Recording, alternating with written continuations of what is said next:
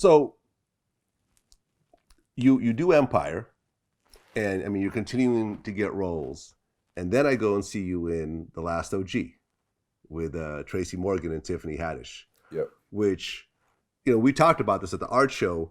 I didn't even know about the show until it hit Netflix, and then it was like, oh shit, this is dope. Like, where did this come from?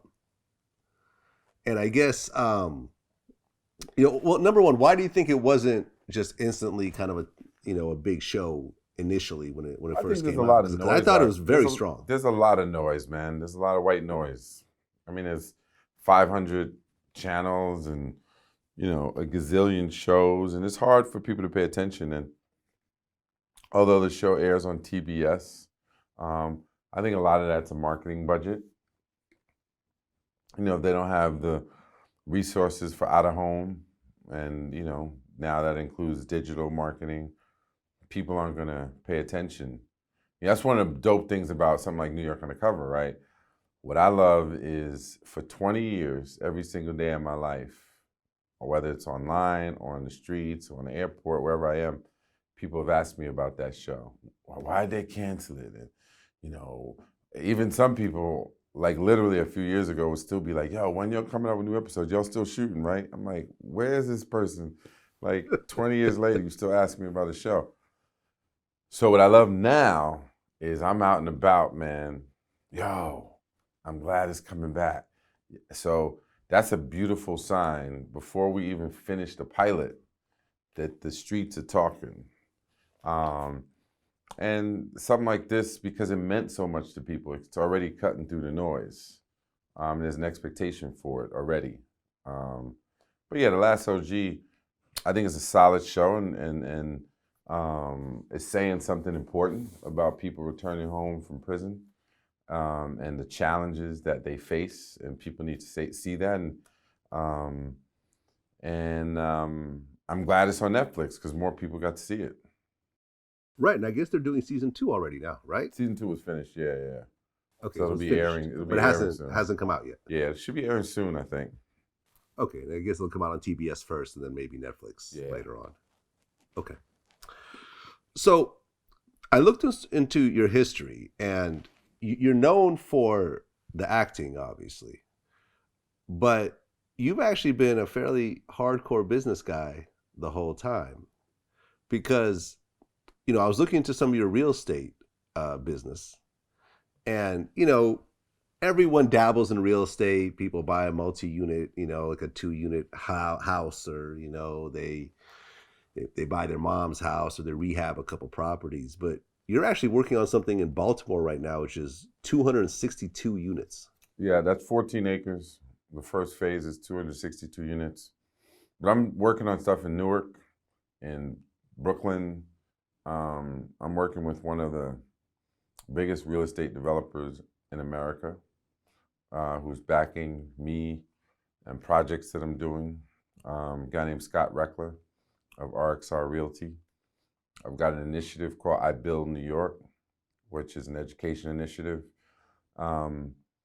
It's important to me to be an evangelist on creating new rock stars. There's a whole world that people know nothing about. We live in New York City. There are cranes in the sky everywhere. There's not one block you can point to and say people of color own that whole thing, commercially, residentially. Can't point to it. Like in some of the outer boroughs, Brooklyn, the Bronx, Queens, yes, in certain neighborhoods, yeah, everyone's a homeowner. But commercial properties, multifamily units, more than 3 or 4 units, 6 units, 10 units maybe, can't point to one. And there's a reason for that.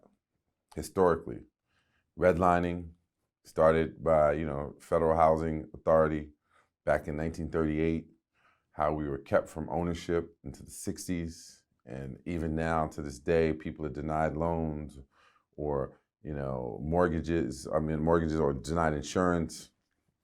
And so there's a deep, deep history on how we were kept out of the real estate game, which is the number one driver of building wealth.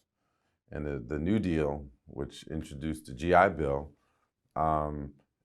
those were provisions by the government to say this is how we're going to build a middle class. But y'all Negroes, y'all better don't stop.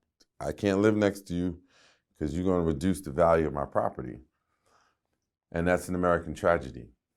And that's a byproduct of slavery and a byproduct of Jim Crow and everything that has come after that.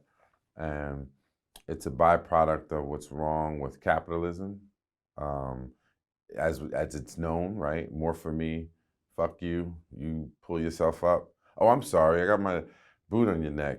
Get up, stop complaining. What'd you say? I can't hear you with my boot on your neck. Oh, you want what I have? Fuck you, you stay there. And that's what we do as a country. And that's what we promote around the world.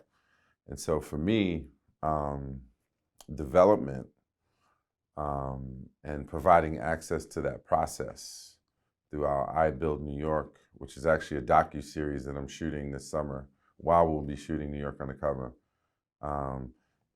shares my story as I work with Scott and other developers like my boy Dan Bythewood.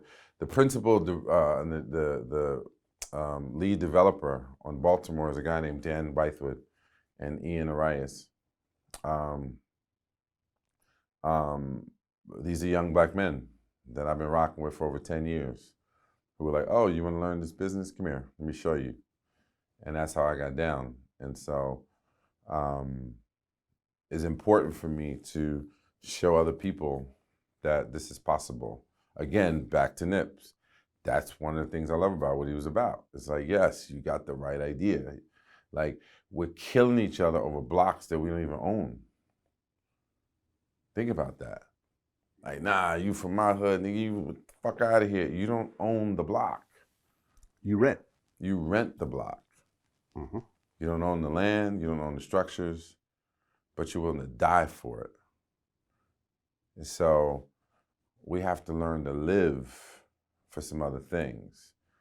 And it's not the shiny, bright thing around your neck or in your mouth, the rims, not those obvious trappings of people who come from poverty that are going to react to the obvious. But what's the long-term play that your kids benefit from? I mean, apart from this massive multi-unit in Baltimore, can you say how much property you have and you've amassed over all these years? No. I'm a work in progress. At some point, yeah, I mean, I'm just involved. You know, I have stuff, you know, real estate is a long-term game. So if I say I'm working on a deal, that can mean I'm just trying to convince people to partner on a project or trying to acquire some land some way or doing the work to get there, raise money, whatever it may be, you know what I mean?